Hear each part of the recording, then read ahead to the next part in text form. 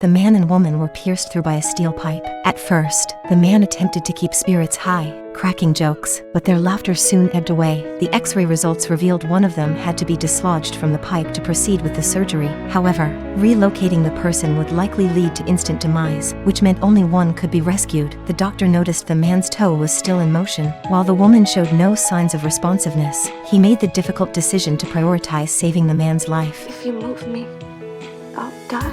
We're gonna do everything we can to... No, it's not right. It's not fair.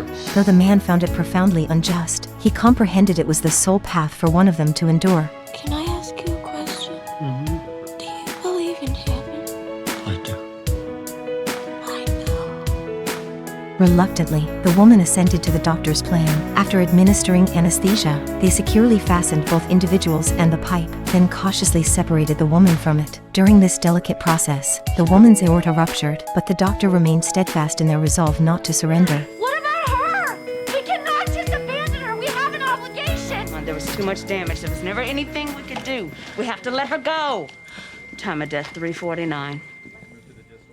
Molly bears a disfigured visage. The doctor intends to remove Karen's facial skin and transplant it onto Molly's face. Accompanied by Karen's mother, they make their way toward the operating room. Upon exiting the elevator, they are greeted by a line of doctors. We call it the Walk of Honor, to thank your daughter for her sacrifice. Karen's mother clutches her daughter's hand, planting a final kiss on her cheek. The medical team commences their meticulous work, marking surgical guidelines on their faces, making precise incisions. Arriving at the pivotal moment, the delicate removal of the skin. The stakes are high, for any misstep could result in irreversible damage. Once Karen's skin has been successfully peeled away, the doctor solemnly deactivates her life support machine. She peacefully departs this world. All the medical professionals in attendance pay their respects in a moment of quiet reflection. With reverence paid, they shift their focus back to the task at hand, skillfully sewing Karen's skin onto Molly's face. The surgery unfolds over the course of 2 arduous days and nights, ultimately culminating in a triumphant success. Molly's countenance is restored to its former beauty. Karen's mother emerges from this transformative ordeal, carrying a mix of emotions. She's beautiful. Can I ask you for a favor?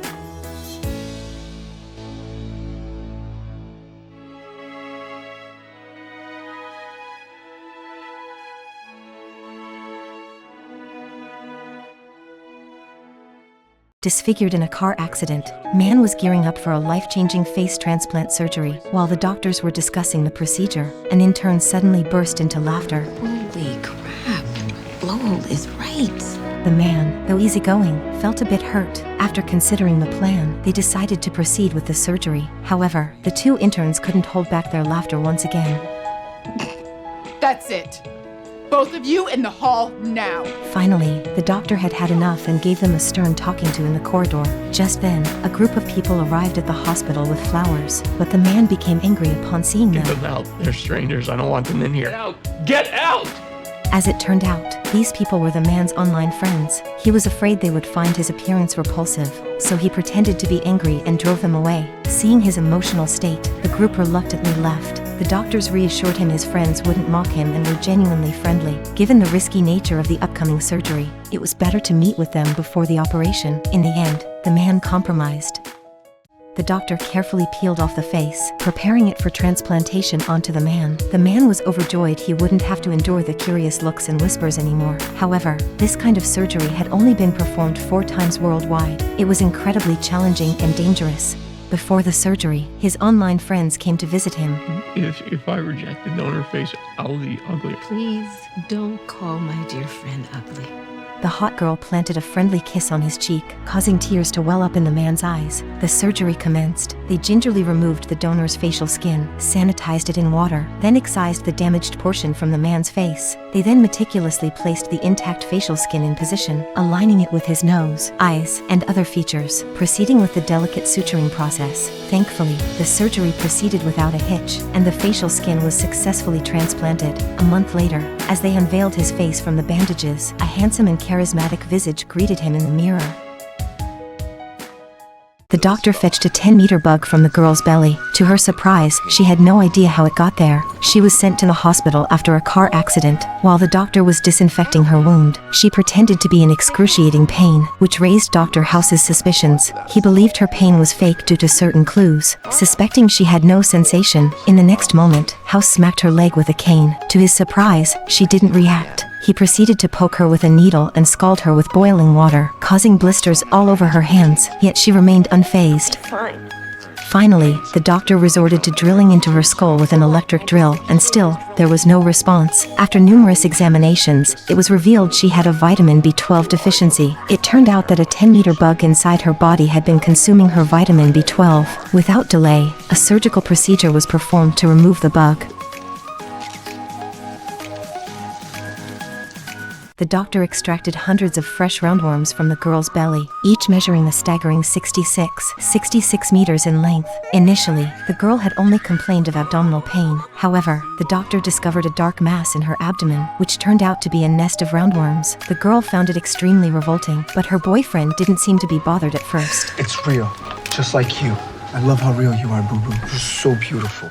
However, his indifference didn't last long. The doctor explained this was likely caused by consuming unwashed fruits. The larvae had traveled through her bloodstream into her small intestine, matured, mated, laid eggs, and eventually formed a nest of worms. Fortunately, surgery was the solution to remove them. When her boyfriend learned that he needed to accompany her during the surgery, he falsely claimed he had urgent work to attend to and abruptly left, leaving the girl on her own. During the surgery, the roundworms quickly filled up a small basin, each one large and plump, wriggling around. The man is burdened by an enormous tumor. Hoping to have this colossal growth removed, he seeks out the expertise of a surgeon named Sean. However, the new director harbors unfavorable feelings towards Sean's autism and reassigns him to the laboratory. In an unusual turn of events, a rare opportunity arises when the doctors offer to treat the man free of charge. In return, they plan to broadcast the entire treatment process live for the world to witness. During the preoperative examination, they discover the tumor's rapid growth has added more than 10 pounds in just 1 week, with blood vessels inside it thicker than a thumb.